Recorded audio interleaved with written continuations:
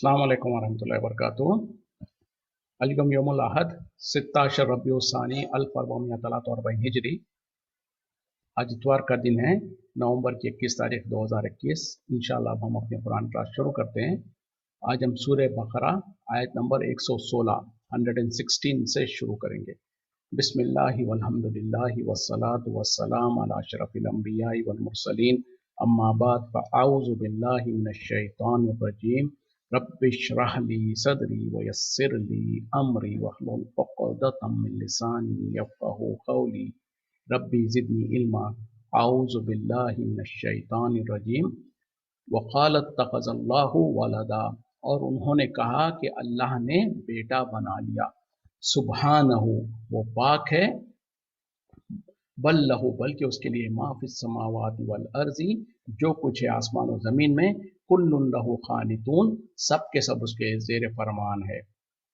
यानी उन लोगों ने, किन लोगों ने? यहूद और नसारा ने या अहले किताब ने जो सो कह दिया कि जो सो अल्लाह ने बेटा बना लिया। पाक है वो तो, यानी वो तो पाक है, बल्कि उसके लिए जो सो आसमान और ज़मीन में जो कुछ है सब कुछ उसी की मखलूक है, उसी की मिल्कियत है। और वो जो सो और सब के सब जो सो उसके सामने ज़ेर फरमान है, यानी झुके हुए और अल्लाह के फरमा बरदारी करने वाले। तो यहाँ पर जो सो ये, क्योंकि यहूद और नसारा ने जो सो इस तरीके का गुमान किया था, इल्ज़ाम लगाया अल्लाह पर कि अल्लाह ने बेटा बना लिया, तो इसको यहाँ पर अल्लाह ताला जिक्र कर रहे हैं कि वो कहते हैं कि अल्लाह ने बेटा बना लिया है। बल्कि ऐसी बात नहीं है, अल्लाह तो पाक है। यानी पाक है इस ऐब से, इस नक्स से, इस कमी से कि वो किसी को औलाद बना ले। क्यों कि औलाद बनाना, औलाद की ख्वाहिश रखना, ये मखलूक़ात की ज़रूरत होती है, ख़ासतौर पर इंसानों की, कि वो डरते हैं, वो फिक्र करते हैं कि हमारे बाद हमारा नाम लेने वाला कौन होगा और हमारी या हमको याद करने वाला कौन होगा। तो इंसान जो सो या फिर बुढ़ापे में जाकर उसको मदद करे, उसकी खिदमत करने वाला कौन होगा। इसीलिए इंसान औलाद की ख्वाहिश करता है। इंसान के अलावा जितने भी और जानदार चीज़ें हैं वो सबको औलाद होती है। लेकिन अल्लाह ताला उसके लिए तो सारे के सारे आसमान और ज़मीन के सारे मखलूक़ात उसी की खिलकत है, उसी के पैदा करने वाला की हुई है और उसी की मखलूक है। और वो तो पाक है इन ऐबों से, इन खमियों से और कमियों से कि जो सो वो किसी को अपना बेटा बना ले। और हर मखलूक उसकी जो सो उसकी फर्मा बरदार उसके सामने झुकी हुई है। तो ये अच्छा, ये क्यों कहा जा रहा? क्योंकि जो सो यहूद ने जो सो उज़ैर अलैहिस्सलाम को अल्लाह का बेटा कहा, और नसारा ने, क्रिश्चियंस ने जो सो ईसा अलैहिस्सलाम को अल्लाह का बेटा कहा। तो इसलिए अल्लाह ताला यहाँ पर ये कह रहे हैं कि इन लोगों ने इस तरीके का बात कहा। बल्कि दूसरी जगह पर बड़े सख्त अल्फाज से अल्लाह ताला ने कहा कि आसमान फटने को है, ज़मीन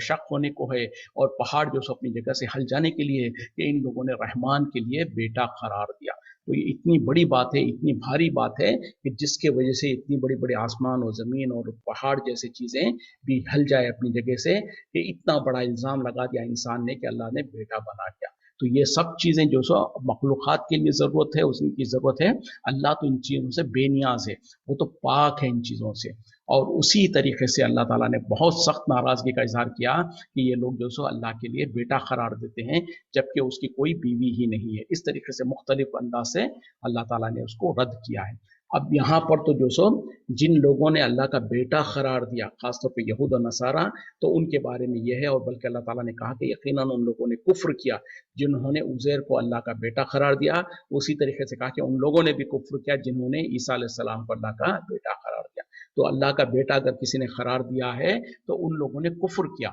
तो पता क्या चला, सिर्फ बेटा कहने पर अल्लाह ताला तो उनको काफिर होने का फतवा दे रहे हैं। लेकिन अफसोस क्या है, आज हम मुसलमान जो अपने आप को मुसलमान कहते हैं और अपने आप को हमसे बड़ा कोई जन्नती नहीं समझते हैं, लेकिन इनका हाल क्या है कि नबी सल्लल्लाहु अलैहि वसल्लम के बारे में इतना गुलू किया है, इतनी हद से बढ़ गए हैं कि नबी सल्लल्लाहु अलैहि वसल्लम को अल्लाह का बेटा नहीं बल्कि उससे भी आगे बढ़कर अल्लाह का हिस्सा बना दिया, अल्लाह ही बना दिया। कहीं कहीं पर तो लोगों ने कहा वही जो मुस्तवी अर्श था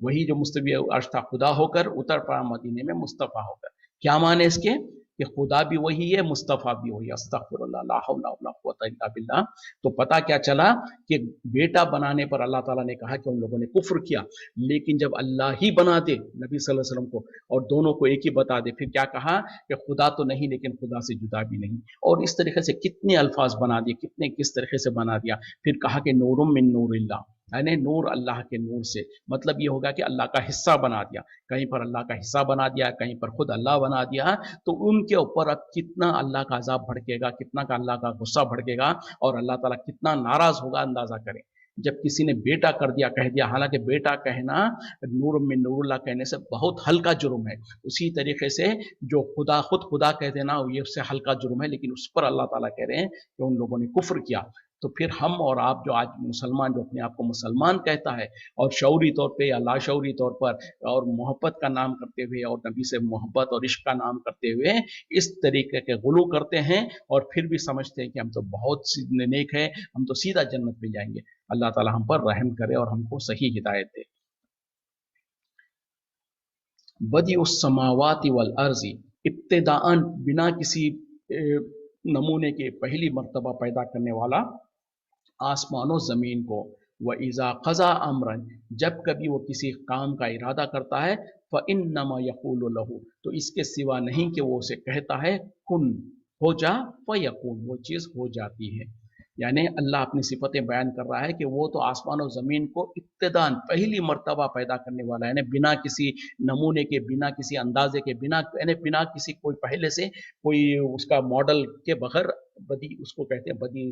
पैदा करने वाला। तो इब्तिदान अल्लाह ताला आसमान और ज़मीन को पैदा करने वाला है, और जब कभी भी वो किसी काम का इरादा करता है तो वो सिर्फ उसको कहता है कुन, हो जा, फयकून, वो चीज़ हो जाती है। तो अल्लाह के लिए तो इतना आसान है। अल्लाह ताला ने जो बड़ी बड़ी मखलूक़ात को पैदा किया है, तो इन सब को पैदा करने में अल्लाह के लिए सिर्फ इतना हो कहना ज़रूरी है कि कुन, हो जा, फयकून, वो चीज़ हो जाती है। तो ऐसे रब के लिए कोई अल्लाह किसी को औलाद बनाना या किसी को अपना हमसर बनाना या हम जैसा बनाना ज़रूरत ही नहीं है, वो तो इन तमाम ऐबों से पाक है। वक़ाल अल्लज़ीना, और कहा उन लोगों ने, ला यालमूना, जो नहीं जानते, यानी अनपढ़ लोग भी, लौला युकल्लिमुना अल्लाहु, क्यों नहीं अल्लाह हमसे बात करता, औ तातीना आयतुन, या फिर हमारे पास कोई निशानी ही भेज दे, कोई मौजिज़ा ही भेज दे। कज़ालिका, इसी तरीके से, क़ाल अल्लज़ीना, कहा उन लोगों ने, मिन क़ब्लिहिम, इनसे पहले जो गुजरे हैं, मिस्ला क़ौलिहिम, इन्हीं के बात के बराबर, तशाबहत क़ुलूबुहुम, बराबर हो गए, एक सा हो गए इनके दिल, क़द बय्यन्नल आयाति, तहक़ीक़ वाज़ेह कर दी गई आयतें, लिक़ौमिन युक़िनून, उस कौम के लिए जो यकीन रखती है। यानी अनपढ़ उम्मी लोग, यानी मुश्रिकीन मक्का ने जो सो कहा कि क्यों अल्लाह ताला हमसे बात नहीं करता, या जो है सो क्यों हमारे तरफ कोई निशानी नहीं भेजता, कोई बड़ी बड़ी मोजिज़ात और कोई ऐसी निशानी क्यों नहीं भेजता। तो अल्लाह ताला कह रहे कि इसी तरीके से कहा, इनकी बात बराबर हो गई उन लोगों की जो इनसे पहले थे, उन लोगों ने भी ऐसी कहा था, इनकी उनकी बात दोनों की बराबर हो गई। कौन लोग थे ये? खासतौर पर जो सो बनी इसराइल जो थे ना, यहूदी थे, उन लोगों ने भी मूसा अलैहिस्सलाम के पास ऐसी ही बातें कही थी। तो अल्लाह ताला कह रहे हैं कि ये और वो आपस में बराबर हो गए हैं, इनकी भी बात उन जैसी हो गई है। लेकिन जो इन लोग आयत यानी निशानियों की बात कर रहे हैं, तो तहक़ीक़ अल्लाह ताला ने अपनी निशानियों को वाज़ेह कर दिया उस कौम के लिए जो यकीन रखने वाली है। तो जैसे कि मूसा अलैहिस्सलाम से जो मुतालबा किया गया था, बनी इसराइल ने कहा था, ए मूसा, हम तुम पर ईमान नहीं लाएंगे जब तक कि हम अपने रब को अपनी आंखों से ना देख ले। उसी तरीके से मुशरिकीन मक्का भी देखें क्या कहते हैं कि क्यों नहीं अल्लाह ताला हमसे बात करता है, यानी अल्लाह ताला हमसे बात करना चाहिए, या फिर हम पर कोई बड़े बड़े मोजिज़ात नाजिल करे जिसको देखकर हम ईमान ले आए। तो अल्लाह ताला कह रहे हैं कि इन लोगों का भी मुतालिबा ऐसा ही है जैसे कि पहलों का मुतालिबा था, दोनों आपस में मिल चुके हैं और हमने तो आयतों को नाजिल कर दिया है उन लोगों के लिए जो यकीन रखते हैं। तो अल्लाह ताला ने कौन कौन सी आयतें नाजिल किया? बहुत सारी आयतें नाजिल कर दिया था, और इस कुरान का खुद एक बहुत बड़ा मोजिज़ा है, समझने वालों के लिए उसमें निशानी है। इन्ना अरसलना का, बेशक हमने आपको भेजा, बिल हक़, हक़ के साथ, बशीरन व नज़ीरा, खुशखबरी देने वाले और डराने वाले, वला तुसअलु अन अस्हाबिल जहीम, और आपसे सवाल नहीं किया जाएगा दोज़ख वालों के बारे में। अब अल्लाह ताला नबी सल्लल्लाहु अलैहि वसल्लम को मुखातिब होकर कह रहे हैं, बेशक हमने आपको हक़ के साथ भेजा, यानी दीन हक़ के साथ भेजा, और इस कुरान जो कि बिल्कुल सच्ची है उसके साथ भेजा, बशीरों व नज़ीरा, खुशखबरी देने वाला और डराने वाला। किस चीज़ की खुशखबरी? कि लोग अगर जो सो ईमान लाएंगे और अल्लाह की इताअत और फरमाबरदारी करेंगे तो जन्नत में जाने की खुशखबरी, और नज़ीरा, डराने वाला, यानी अगर इसके बरखिलाफ लोग जो सो अल्लाह पर ईमान नहीं लाएंगे, अल्लाह की नाफरमानी करेंगे, तो अल्लाह के अज़ाब से, जहन्नम से डराने सिखाने वाला। और आपसे जो सो वला तुसअलु अन अस्हाबिल जहीम, और ए नबी सल्लल्लाहु अलैहि वसल्लम आपसे जो सो जहन्नमियों के बारे में नहीं सवाल किया जाएगा। मतलब ये है कि आप ज़्यादा परेशान ना हो, आप ज़्यादा फिक्रमंद ना हो, आपका काम तो जो सो दीन की तबलीग करना है, दीन का मैसेज पहुंचा देना है। जो हक पे आ जाए वो बेहतर है, जो हक पे नहीं आता उनके बारे में आपसे सवाल नहीं किया जाएगा। क्योंकि नबी सल्लल्लाहु अलैहि वसल्लम इतना ज़्यादा फिक्रमंद होते थे, इतना ज़्यादा अपने आप को जो सो हुज़्न में रखते और परेशानी में रखते कि हर एक के बारे में, जैसे कि अल्लाह ताला ने दूसरी जगह पे भी कहा कि लगता है आप अपने अपने आप को हलाक कर देंगे कि लोग ईमान नहीं ला रहे। तो नबी की इतनी ख्वाहिश हुआ करती थी, इतनी फिक्र होती थी एक एक के बारे में कि सब ईमान ले आए। तो अल्लाह ताला कह रहे हैं कि नहीं, आपका काम तो पहुंचा देना है, जो लोग जहन्नमी हैं उनके बारे में आपसे सवाल नहीं होगा। वलन तरजा, और हरगिज राजी नहीं होंगे, अनकल, अन का आपसे, अल यहूद वलन नसारा, यहूद और नसारा, हत्ता यहाँ तक के तत्तबिया मिल्लतहुम, कि आप पैरवी करने लगे उनके दीन की। कुल कह दीजिए, इन्नल हुदा अल्लाही, बेशक अल्लाह की हिदायत हुवल हुदा, वही हकीकी हिदायत है। वलन तबाता, और अगर आप पैरवी करेंगे अहवाअहुम, उनके ख्वाहिशात की, बाद इस जा बादल्लजी जाअका, इसके बाद के आपके पास आ चुकी, मिनल इल्म, इल्म में से,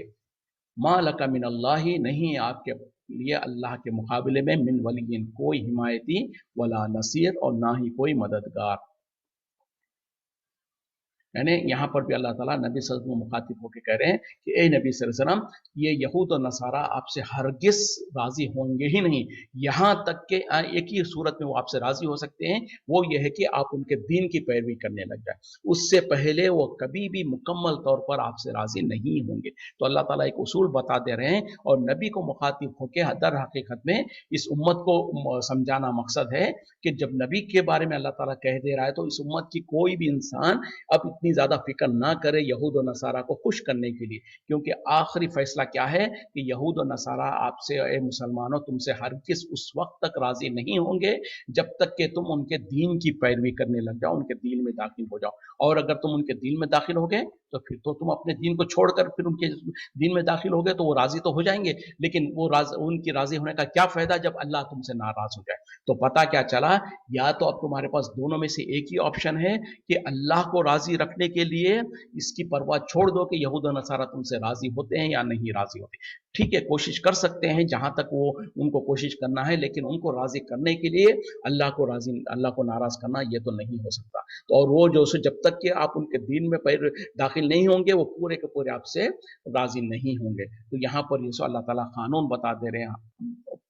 फैसला कुन बात बता दे रहे हैं कि ये यहूद और नसारा आपसे हरगिज़ उस वक्त तक राजी नहीं होंगे जब तक कि आप उनके दीन की पैरवी ना करने लगे। और जो याद रखो कि हकीकी हिदायत तो अल्लाह ही की हिदायत है। और अगर आपने, यानी फिर अल्लाह ताला डराना चाहते हैं कि अगर आपने फिर भी जो सो उनके ख्वाहिशात की पैरवी की, यानी उनको खुश करने के लिए या उनको उनके बातों को मानते हुए, इसके बाद के अल्लाह की तरफ से तो जो सो आपके पास इल्म आ चुका, यानी जानते बूझते हुए आपने जो सो, यानी कि अल्लाह ताला तो बता दिया है कि यहूद और नसारा पूरी तरीके से आपसे हरगिज़ राजी नहीं होंगे जब तक कि आप जो सो उनके दीन की पैरवी ना करें। और उसके बाद भी अगर आपने उनको राजी करने की कोशिश में लगे रहे, यानी अल्लाह को नाराज करके उनको राजी करने की कोशिश करें, तो याद रखो कि आपके लिए अल्लाह के मुकाबले में कोई मददगार और कोई हिमायती नहीं होगा। तो दर हकीकत में अल्लाह ताला नबी सल्लल्लाहु अलैहि वसल्लम को मुखातिब करके हम उम्मतियों को बताना चाहते हैं कि खबरदार, तुम यहूद और नसारा को खुश करने के चक्कर में अल्लाह को नाराज करना नहीं, हरगिज़ नहीं। हाँ ठीक है,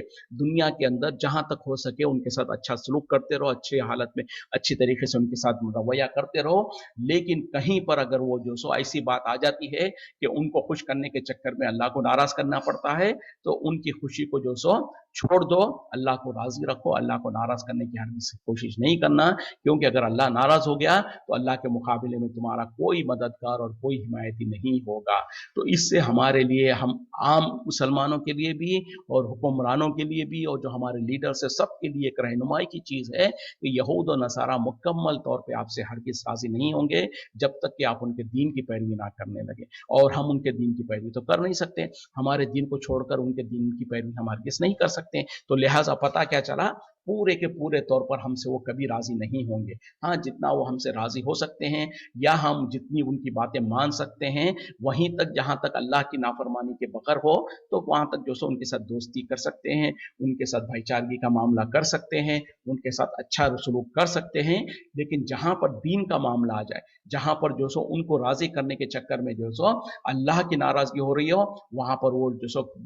रेड लाइन है, उसको क्रॉस करने की इजाजत नहीं है। और अल्लाह ताला ने इसको वाज़ेह कानून बता दिया कि कभी भी मुकम्मल तौर पर जब यहूद और नसारा के बारे में कह दिया, तो उससे भी कहीं ज्यादा मुशरिकीन तो औलाद उसके उससे ज्यादा राजी नहीं होंगे हमसे, क्योंकि यहूद और नसारा तो कम अज कम उनके पास किताब है और अल्लाह की बहुत सारी चीजों को मानते हैं। जो मुशरिकीन होते हैं वो तो और ज्यादा सख्त, बल्कि कहा बिना कि वो ईमान में वो कुफ्र में बहुत ज्यादा सख्त जो सो मुशरिकीन होते हैं। तो बहरहाल जो अल्लाह के दुश्मन जो है, चाहे वो यहूद और नसारा हो, चाहे वो मुशरिकीन हो, उनके साथ दुनिया के मामले में हम खैर खाई करते रहेंगे, इंडिविजुअल लेवल पर भी, मुल्क के सतह पर भी, बड़े बड़े लीडर्स के सतह पर भी, कि उनके साथ खैर खाई का मामला करना, उनके साथ अच्छा डीलिंग करना, इंसाफ के साथ करना। लेकिन जहां पर उनको खुश करने के चक्कर में अगर दीन के साथ कॉम्प्रोमाइज की बात आ रही है, तो हरगिज दीन के साथ कॉम्प्रोमाइज नहीं किया जाएगा। भले वो नाराज होते हैं तो नाराज होते रहें, क्योंकि हमारे लिए तो अल्लाह को राजी रखना सबसे ज्यादा अहम है। और उसके मुताबिक ही हम जो सो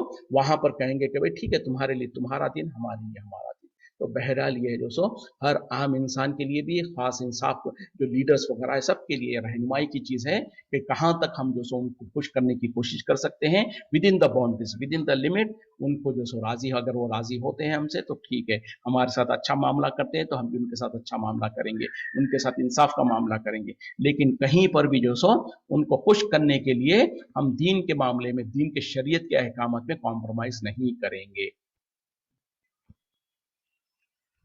अल्लज़ीना आतैनाहुमुल किताबा, जिन लोगों को हमने किताब अता फरमाई, यतलूनहु, वो उसकी तिलावत करते हैं, हक़्क़ तिलावतिही, उसके तिलावत का हक अदा करते हुए। उलाइका, यही लोग हैं, युमिनूना बिही, जो इसके ऊपर ईमान लाते हैं। वमन यकफुर बिही, और जो कोई इनकार करेगा इसका, फउलाइका, बस यही लोग हैं, हुमुल खासिरून, जो खसारा पाने वाले हैं। यानी वो लोग जिन्हें किताब अता किया गया है, वो उसका हक अदा करते हैं, उसके तिलावत का। तो इससे मुराद क्या है कि जो यहूद और नसारा में से वो लोग जो कि दर हकीकत में इस्लाम में दाखिल हो चुके थे, तो अल्लाह ताला उनकी तारीफ कर रहे हैं कि जो अहले किताब है, जिनको अल्लाह ने किताब अता फरमाई है, वो जो सो इस किताब के तिलावत का हक अदा करते हैं। मतलब क्या है कि उसकी तिलावत वैसे करते हैं जैसे उसके करने का हक है। और तिलावत, कुरान की तिलावत करने का हक क्या है? अगरचे कि इसके बहुत सारे हक है, लेकिन मुख्तसर क्या है कि उसको पूरी तवज्जो के साथ पढ़ा जाए, उसको जो सो अच्छे एहतराम के साथ, यानी कुरान जो सो अल्लाह का कलाम है, तो उसको वो इज्जत और वो इकराम दिया जाए, ना कि कोई एक आम नावल के तौर पे या दुनिया की कोई मैगजीन के तौर पर बैठे हुए, लेटे हुए, जहां पर मौका मिला जिस तरीके से बेअदबी के साथ, ऐसा ना करें। लेकिन उसको जो सो इसको ये एहसास रखें कि ये अल्लाह का कलाम है, ये अल्लाह की किताब है, तो उसको जो ड्यू रिस्पेक्ट है वो ड्यू रिस्पेक्ट के साथ, उसी तरीके से तवज्जो के साथ पढ़ें। यानी एक तरफ पढ़ रहे हो, कहीं पर दिमाग हो, कहीं पर हम, यानी कहीं पर जो सो ऑडियो वगैरह चल रहा हो, लोग जो सो अपनी हंसी मजाक में लगे हो, ऐसा भी ना हो। पूरी तवज्जो के साथ उसको पढ़ें या उसको सुने, फिर उसी तरीके से जो सो उसके माने और मफहूम में गौर करें, उसके माने और मफहूम के मुताबिक अमल करने की कोशिश करें, और उसमें जो अहकामात दिए गए उस पर अमल करें, जिससे मना किया गया उससे रुकें। उसमें कुरान में जो अल्लाह ताला ने हलाल करा है उसको हलाल जाने, जिसको हराम ठहराया उसको हराम जाने, इस तरीके से, और जो अहकामात नाजिल किए गए उसके ऊपर अमल करें। तो ये सारे के सारी चीजें जो सो तिलावत करने के हक में आ जाते हैं। तो अल्लाह ताला वो अहले किताब की तारीफ कर रहे हैं जिनको अल्लाह ने किताब अता फरमाई, और उसमें से खास तौर पर जो यहूद और नसारा जो इस्लाम ला चुके थे, उन लोगों की तारीफ है इसमें कि वो जो सो उसका तिलावत करने का हक अदा करते हैं। यही लोग हैं जो उसके ऊपर ईमान लाने वाले हैं, और जिन लोगों ने इसका इनकार किया, यानी जो उस पर ईमान नहीं लाए, वही खसारा पाने वालों में से है। या बनी इसराइल, ए बनी इसराइल, उस्कुरु नेमतिया, याद करो मेरी नेमत को, अल्लती अनअमतु अलैकुम, वो जो कि मैंने तुम पर इनायत की, व अन्नी फज़लतुकुम, और ये कि मैंने तुम्हें फजीलत अता फरमाई, अलल आलमीन, तमाम जहान वालों पर। जैसे कि पहले भी आयत गुजर चुकी, अल्लाह ताला बार बार बनी इसराइल को याद दिलाते हैं, ए बनी इसराइल, मेरी नेमतों को याद करो जो मैंने तुम पर किया था, और ये कि मैंने तुम पर फजीलत, तुमको फजीलत अता फरमाई तमाम जहान वालों के लिए। تو بہرحال یہ چیز اب کیا ہے، اب چونکہ امت محمدیہ صلی اللہ علیہ وسلم آ چکی تو اب یہ فضیلت ان کے پاس سے ختم ہو گئی ہے۔ پہلے جب تک کہ امت محمدیہ صلی اللہ علیہ وسلم نہیں آئی تھی اس وقت تک ان کو یقیناً تمام جہان والوں کے اوپر فضیلت تھی۔ آج اللہ تعالیٰ نے ہم کو وہ فضیلت عطا فرمائی ہے اور ہمارے پر بھی وہی فرض ہے کہ جیسے کہ ان کو کہا جا رہا ہے کہ تم اللہ کی نعمتوں کو یاد کرو اور اس نے جو فضیلت تم کو عطا کی اس کو یاد رکھو۔ مطلب کیا ہے کہ جب اللہ نے تم کو اتنا اونچا مقام دیا تو پھر اس کے مقام کے مطابق اپنے اعمال کو رکھو، اس کی اطاعت و فرما برداری کرتے رہو، اس کے نافرمانی سے بچو۔ تو آج اللہ تعالیٰ نے ہماری اس امت کو جو فضیلت عطا فرمائی ہے، جیسے قرآن میں خود اللہ تعالیٰ نے کہا کنتم خیر امت اخرجت للناس، تم بہترین امت ہو جو لوگوں کے لیے نکالے گئے ہو۔ دیکھو اللہ تعالیٰ خود ہم کو کہہ رہا ہے کہ ہم کو کیا کرا لاتے ہیں، لوگوں کے خاطر نکالا ہے۔ مطلب کیا ہے، پھر آگے اس کا وہ مشن بھی بتا دیا، کنتم خیر امت اخرجت للناس تأمرون بالمعروف وتنہون عن المنکر، تم لوگوں کو خیر کا حکم دیتے ہو، بھلائی کا حکم دیتے ہو اور برائی سے روکتے ہو۔ تو پتہ کیا چلا، ہم مسلمانوں کو اللہ تعالیٰ یہ اعزاز عطا فرمایا کہ ہم کو بہترین امت بنایا۔ تو مطلب کیا ہے کہ ہم خود سب سے پہلے ایمان والے ہوں، ایمان پر عمل کرنے والے ہوں، شرک اور کفر اور بدعات وغیرہ سے بچنے والے ہوں، اور اس کے بعد لوگوں کو نیکی کے طرف بلانے والے ہوں اور برائی سے روکنے والے ہوں۔ آج ہمارا حال کیا ہے، ہم خود گناہوں میں پڑے ہوئے ہیں، ہم خود شرک اور بدعات میں پڑے ہوئے، تو ہم خیر امت کیسے کہلائیں گے؟ جب ہم یقیناً خیر امت ہونے کا جو حق کو ادا کریں گے تو پھر اللہ تعالیٰ بھی ہمارے اوپر اپنی نعمتوں کو برسائے گا، ہماری حفاظت کرے گا، ہم کو دوبارہ وہ شان و شوکت اور وہ جو ہمارا روب و دبدبہ جو صحابہ اکرام کی زندگی میں تھا وہ دوبارہ لوٹ آئے گا۔ شرط کیا ہے کہ ہم اللہ کے پاس، اللہ کے نظر میں خیر امت بننے کے جو تقاضے ہیں ان کو پورا کرنے والے بن جائے۔ واتقوا، اور ڈرو، یومن، وہ دن سے، لا تجزی نفس عن نفس، جس دن جو کوئی کام نہیں آئے گا، کوئی نفس کسی نفس کا، شیئن، کچھ بھی، ذرا برابر بھی نہیں، ولا یقبل منہا، اور نہ ہی قبول کیا جائے گا اس سے، عدل، کوئی معاوضہ، ولا ینفعوہا، اور نہ ہی اسے نفع دے گا، شفاعت، کوئی سفارش، کوئی شفاعت، ولا ہم ینصرون، اور نہ ہی وہ مدد کیے جائیں گے۔ یعنی اب اللہ تعالیٰ کیا کہہ رہے ہیں، اس دن سے ڈرو جس دن جس دن کوئی نفس کسی نفس کا کام نہیں آئے گا، اور نہ ہی اس دن ان سے کوئی معاوضہ لیا جائے گا، یعنی کوئی پینالٹی، کوئی فدیہ دے کر چھوٹ جائے، ایسا بھی نہیں ہوگا، اور اور کوئی کسی کی سفارش، کسی کی شفاعت بھی اس دن کام نہیں آئے گی، اور نہ ہی کوئی مدد کیے جائیں گے، وہ مدد کیے جائیں گے۔ تو پتہ کیا چلا، سارے اسباب کو اللہ تعالیٰ کاٹ دے رہے ہیں۔ مطلب کیا ہے کہ وہ اتنا سخت اور اتنا بھاری دن ہوگا جس دن کوئی اسباب نہیں ہوں گے، کوئی سہارا نہیں ہوگا سوائے انسان کے اپنے اعمال کے۔ وہ خود انسان اپنے اعمال کا جواب دینے کے لیے اللہ کے سامنے کھڑا ہوگا، خود وہ اپنی ہی معاملات کو خود ہینڈل کرنا پڑے گا، یعنی وہ بالکل اکیلا ہوگا، اس کو اپنے معاملات خود ہی ہینڈل کرنے پڑیں گے۔ اللہ کے سامنے وہ اکیلا تنہا کھڑا ہوگا اور اللہ تعالیٰ کے سامنے اس کو اپنے سارے اعمال کا جواب دینا ہوگا۔ تو یہ قیامت کا دن، یہ جو آخرت کا دن ہے، جو حساب کتاب کا دن ہے، اس کے طرف اللہ تعالیٰ رہنمائی کر رہے ہیں اور کرے کہ اس دن سے ڈرو جس دن کوئی نفس کسی نفس کا کام نہیں آئے گا۔ یعنی جیسے کہ دنیا میں تو ہو سکتا ہے کہ ماں باپ اولاد کے کام آتے ہیں، اولاد ماں باپ کی خدمت کرتی ہے، بھائی بہن بھائی کا خدمت کرتا ہے، ایک انسان دوسرے انسان کی مدد کرتا ہے، ساتھ دیتا ہے، یہ دنیا میں تو ہے، لیکن کل قیامت میں خاص طور پہ جب حساب کتاب کا وقت ہو رہا ہوگا، وہاں پر کوئی کسی کا حساب کتاب میں ایسا نہیں ہوگا، کوئی باپ کھڑے ہو کر کہیں کہ میرے بیٹے کو چھوڑ دو اور اس کے گناہوں کا حساب میں دوں گا، نہ اولاد ماں باپ کے بارے میں کہہ سکے گی۔ اس طریقے سے نہ ہی کسی کا کوئی معاوضہ لے کر، کوئی پینالٹی، کوئی کیا کہتے ہیں کہ پینالٹی بھر کر، یا کوئی جو تعاون وغیرہ ہوتا ہے، جو فدیہ وغیرہ جیسے دنیا میں ہوتا ہے، کوئی گناہ ہو گیا تو انسان کفارہ ادا کر فدیہ ادا کر اس سے بچ سکتا ہے، تو وہاں پر یہ بھی نہیں چلے گا، نہ ہی کسی کی سفارش چلے گی۔ تو پتہ کیا چلا، یہ ایک ایکسٹریم ہے، اس کو بھی یاد رکھیں۔ پھر دوسری جگہ کیا ہے، اللہ تعالیٰ نے کہا کہ یقیناً وہاں پر سفارشیں بھی چلیں گی، وہاں پر ایک دوسرے کی لوگ تائید بھی کریں گے، ایک دوسرے کی سفارش بھی کریں گے، وہ ایک طریقہ ہے۔ تو پتہ کیا چلا، ان دونوں کے درمیان میں یہ جو اللہ تعالیٰ سارے اسباب کو ختم کر دے رہے ہیں، سارے امیدوں کو کاٹ دے رہے ہیں، وہ مطلب کیا ہے کہ اگر انسان کے خود اپنے اعمال اور اس نے بیسک، کم از کم وہ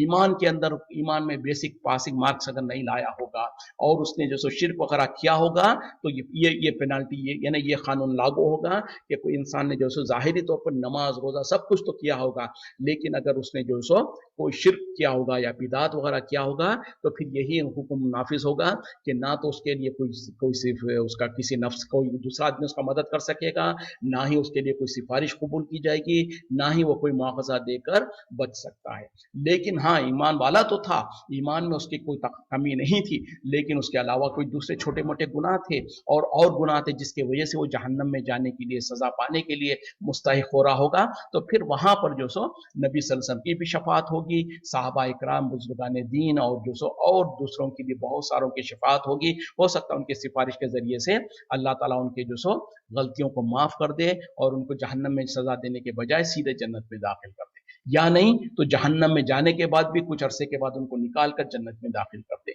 लेकिन इसके बरक्स में सारे नेकियां तो हो, सब कुछ तो बराबर हो, लेकिन अगर ईमान के अंदर कमी हो, शिर्क और बिदात में मुब्तला था वो इंसान और दुनिया में तौबा करे बगैर इसी हालत में चला गया, तो फिर अल्लाह का कानून वाज़े है, जैसे कि अल्लाह ताला ने कुरान के दूसरी आयतों में भी वाज़े कह दिया, जो कोई अल्लाह के साथ शिर्क करेगा उसको तो हम हरगिज़ माफ नहीं करेंगे, उसके अलावा जिसको चाहे जो गुनाह चाहे माफ कर दे। उसी तरीके से अल्लाह ताला ने कहा कि जो कोई शिर्क करेगा उसके लिए अल्लाह ताला ने जन्नत को हराम कर दिया, उसका ठिकाना जहन्नम है। तो अंदाजा करें कि जब अल्लाह ताला ने किसी इंसान के ऊपर जन्नत को हराम कर दे और जन्नत में दाखिले से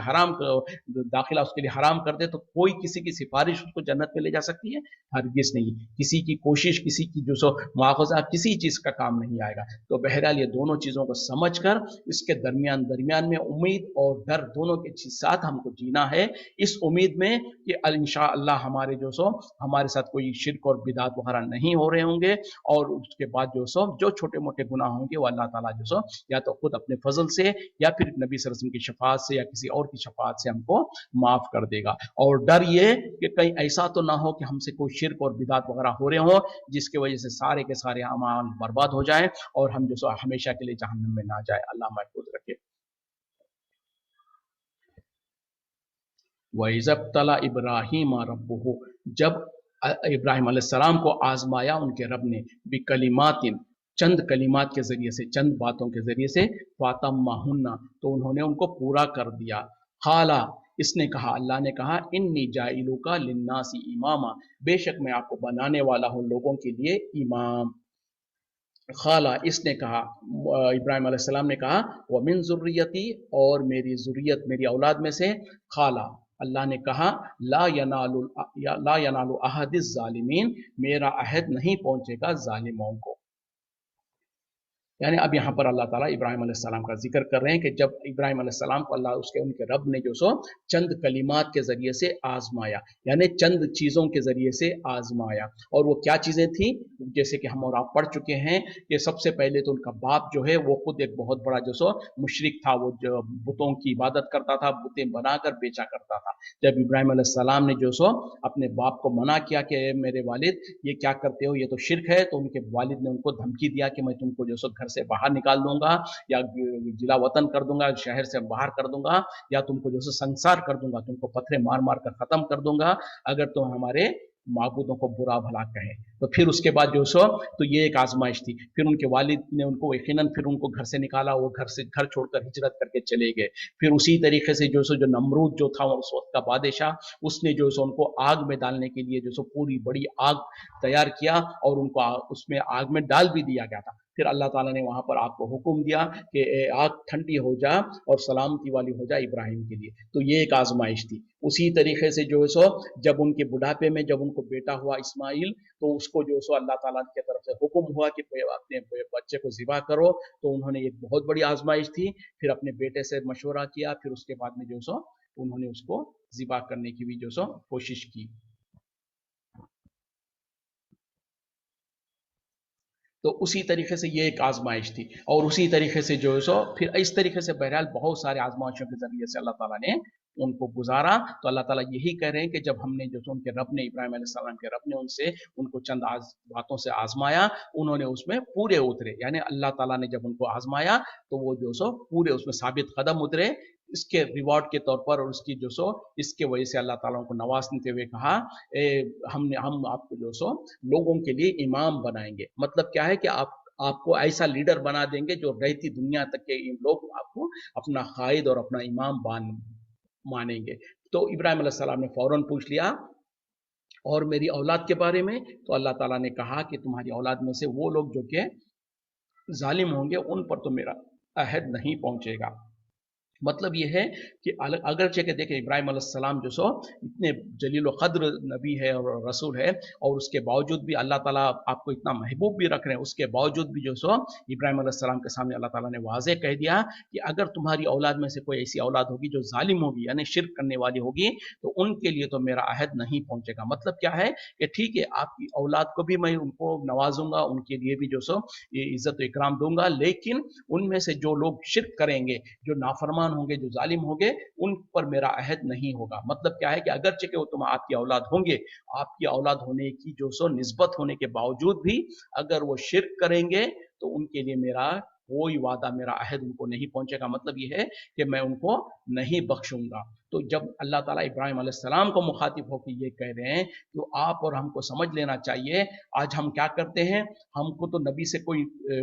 رشتہ بھی نہیں ہے، نبی صلی اللہ علیہ وسلم کے ساتھ ہمارا کوئی تعلق، یعنی صرف یہ دعویٰ ہے ہمارا. حقیقت میں جو سو اکثر لوگوں کو جو سو یہ ہے کہ ہم یہ سمجھتے ہیں کہ ہم تو نبی کی امتی ہے، ہم تو عاشق رسول ہے، ہم تو فلاں کے جو سو ہم بزرگان دین کو ماننے والے ہیں، ان کی نظر و نیاز کرنے والے ہیں، تو ہم ان کے ذریعے سے ان کے ساتھ ان کی شفاعت اور ان کی بخشش ان کے ذریعے سے جو سو بخشوائے جائیں گے. جبکہ یہاں پر اللہ تعالیٰ ابراہیم علیہ السلام کی اولاد کے بارے میں کہہ رہے ہیں کہ اگر وہ آپ کی اولاد ہونے کے باوجود بھی اگر وہ شرک میں مبتلا ہو جائیں گے، کوئی ظلم کرنے والے ہو جائیں گے، تو ایسے ان کے بارے میں تو میری طرف سے کوئی عہد نہیں ہے، کوئی گارنٹی نہیں ہے کہ میں ان کو بخشوں گا. ہاں ان کے علاوہ جو آپ کے نیک اولاد ہوں گے یقیناً ان کو جو سو اللہ تعالیٰ عزت دے گا. اور جیسے کہ حقیقت بھی ہے کہ اللہ کے ابراہیم علیہ السلام کے جو دوسرے بیٹے حضرت اسحاق علیہ السلام،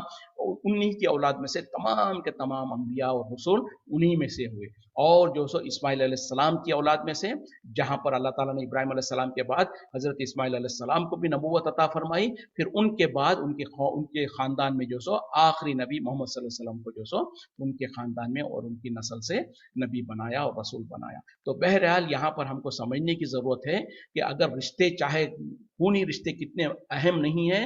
اگر جو سو یعنی کسی کا رشتہ داری، کسی کی جو سو نسبت، کسی کے ساتھ آپ کے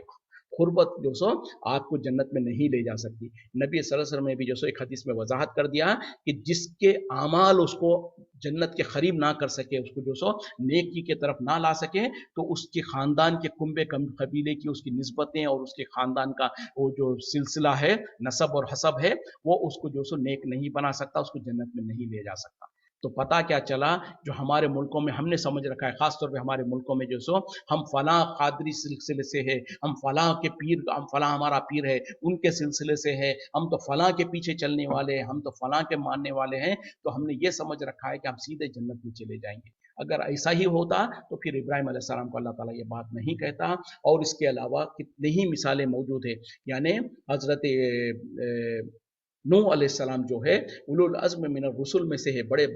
جلیل و قدر رسولوں میں سے ہے، لیکن ان کا سگا بیٹا ایمان نہیں لایا. اور نوح علیہ السلام نے جب اللہ کے سامنے جو سو گزارش کی کہ اللہ یہ میرا بیٹا ہے، تو اللہ تعالیٰ نے آپ کو ڈانٹ دیا اور کہا کہ اے نوح ایسی بات مت کرو مجھ سے جس کا بارے میں تم کو علم نہیں ہے، ورنہ تم بھی جاہلوں میں سے ہو جاؤ گے. اسی طریقے سے جو سو لوط علیہ السلام کی بیوی جو ہے وہ ایمان نہیں لائی اور اس کے اوپر اللہ تعالیٰ نے عذاب کو نازل کر دیا. اسی طریقے سے جو ہے سو اور ابراہیم علیہ السلام کی بات لے لیں، ان کے والد جو ہے وہ ایمان نہیں لائے اور وہ شرک کرنے والے تھے. نبی ابراہیم علیہ السلام نے جو سو بڑی کوشش کی اپنے والد کو سمجھانے کی، لیکن ان کے والد نہیں سمجھے، یہاں تک کہ انہوں نے اسی کفر میں انتقال کر گئے. تو پتہ کیا چلا کہ رشتہ داریاں ہونے کے باوجود بھی اگر وہ ایمان نہیں لائیں گے تو جو سو وہ رشتہ داریاں کوئی کام نہیں آئے گی. تو ہمارے لیے بھی بڑی سوچنے کی اور فکر کرنے کی ضرورت ہے کہ ہم جو خوش فہمی میں بیٹھے ہوئے ہیں تو ہماری تو فلاں کے ساتھ نسبت ہے، ہم تو فلاں کو ہم ان کی نظر و نیاز کرتے ہیں، فلاں کے ذریعے سے ہم بخشائے جائیں گے. ایسا بالکل نہیں ہوگا. جب تک کہ خود ہمارا ایمان اس لائق نہیں ہوگا تو ہمارے کو کوئی رشتے، کوئی ناطے کسی کام نہیں آئیں گے. وَإِذْ جَعَلْنَا الْبَيْتَ، اور جب ہم نے بنا دیا خانہ کعبہ کو، مَثَابَةً لِلنَّاسِ، اجتماع کی جگہ لوگوں کے لیے، یعنی لوٹ لوٹ کر آنے کی، بار بار پلٹ کے آنے کی جگہ لوگوں کے لیے، وَأَمْنًا، اور امن کی جگہ، وَاتَّخِذُوا مِن مَقَامِ إِبْرَاهِيمَ مُصَلًّى، اور तुम बना लो मुकाम इब्राहिम को नमाज की जगह, व अहिदना और हमने हुक्म दिया, इला इब्राहिम व इस्माइला इब्राहिम और इस्माइल अलैहिस्सलाम को, अंताहिरा बैतिया कि पाक व साफ रखो मेरे घर को, लित्ताइफीना तवाफ करने वालों के लिए, वल आकिफीना और एतिकाफ करने वालों के लिए, वरुक्का इस सुजूद और रुकू और सजदा करने वालों के लिए। اور یعنی اب اللہ تعالیٰ خانہ کعبہ کے بارے میں کہہ رہے ہیں کہ ہم نے خانہ کعبہ کو یعنی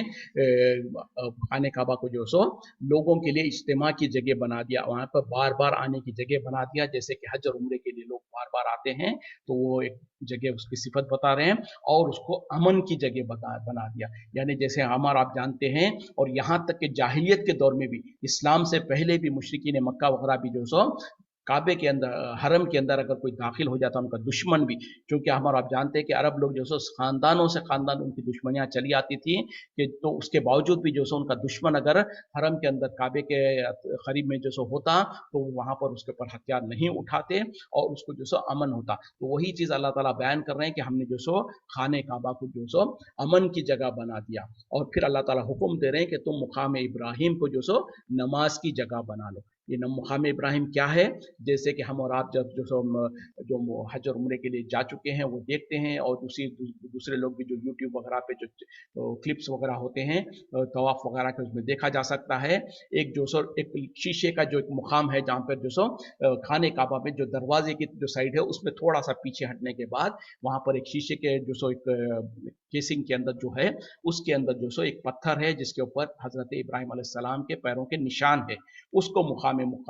ابراہیم کہا جاتا ہے۔ تو وہاں پر نماز پڑھنے کی اللہ تعالیٰ حکم دے رہے ہیں، اور اسی وجہ سے جو سو جب طواف کرنے کے بعد جو 2 رکعت نماز پڑھی جاتی ہے اس کا افضل یہ ہے اس کے لیے کہ اس مقام ابراہیم کے پیچھے نماز پڑھے اگر موقع ہے، سہولت ہے تو، اگر نہیں ہے تو جہاں کہیں بھی مسجد حرم میں جہاں کہیں موقع ملتا ہے وہاں پر پڑھ سکتے ہیں۔ تو بہرحال یہاں پر اللہ تعالیٰ کہہ رہے ہیں اس مقام ابراہیم کو جو سو اپنا مصلی بنا لو، یعنی نماز پڑھنے کی جگہ بنا لو۔ تو اللہ تعالیٰ نے آپ کے حضرت ابراہیم علیہ السلام کے قدموں کے جو نشان ہے اس کو ایک فضیلت عطا فرمائی ہے، اور اس کو جو سو وہاں پر نصب کر دیا گیا، اور آج رہتی دنیا تک جب تک لوگ حج اور عمرے کے لیے آتے ہیں تو اس کے جب طواف کرتے ہیں تو اس کی زیارت بھی کر سکتے ہیں، اس شیشے کے اندر وہ آپ کے پیروں کے نشان بھی ہے، وہ پتھر جو سو خاص طور پہ جب ابراہیم علیہ السلام اور اسماعیل علیہ السلام جب خانہ کعبہ کی تعمیر کر رہے تھے تو اس کے اوپر کھڑے ہو کر حضرت اسماعیل علیہ السلام اس پر کھڑے ہو کر دیواروں کی تعمیر کر رہے تھے، تو لہٰذا اس پتھر کو جو سو وہاں پر نصب کر دیا گیا ہے اور اسی کو مقام ابراہیم کہا جاتا۔ اور اللہ تعالیٰ آگے کہہ رہے ہیں اور ہم نے جو سو حکم دیا ابراہیم اور اسماعیل علیہ السلام کو کہ جو سو خانہ کعبہ کو پاک و صاف رکھو، کس چیز سے پاک و صاف؟ ظاہری پاکی صفائی بھی، اور خاص طور پہ شرک اور بدعت وغیرہ سے پاک و صاف رکھنا، وہاں پر جو سو کوئی شرکیہ مورتیاں اور بت وغیرہ ان چیزوں سے پاک رکھو۔ تو اللہ تعالیٰ یہی حکم دیا تھا حضرت ابراہیم علیہ السلام کو بھی، حضرت اسماعیل علیہ السلام کو، کہ اس کو ہر قسم کی گندگی سے اور شرک اور بدعت سے اور ظاہری گندگی وغیرہ سے سب سے پاک رکھو، تاکہ جو لوگ آتے ہیں وہاں پر طواف کرنے والے اور اعتکاف کرنے والے اور نمازیں پڑھنے والے ان کے لیے پاک و صاف کر کے رکھو۔ تو یہ جو سو اللہ تعالیٰ نے اس وقت میں حکم دیا تھا، اور اس کے بعد بیچ میں بہرحال مشرکین مکہ جب آ گئے تھے، وہ جو ان لوگ تھے ان لوگوں نے جو سو اس کے اندر بتوں کو نصب کیا تھا۔ اس کے بعد جب فتح مکہ ہوا تو نبی صلی اللہ علیہ وسلم نے ان تمام بتوں کو وہاں سے نکالا، دوبارہ اس کو جو سو پاک کیا، بتوں سے پاک کیا، اور الحمدللہ اس کے بعد سے بھی جو سو پاک ہے، اور اسی طریقے سے اور صاف صفائی صاف ستھرائی بھی اس کی الحمدللہ چل رہی ہے۔ اسی پہ ہم اکتفا کرتے ہیں۔ وآخر دعوانا الحمدللہ رب العالمین، سبحانک اللہم وبحمدک، اشہد ان لا الہ الا انت، استغفرک واتوب الیک۔ السلام علیکم ورحمۃ اللہ وبرکاتہ۔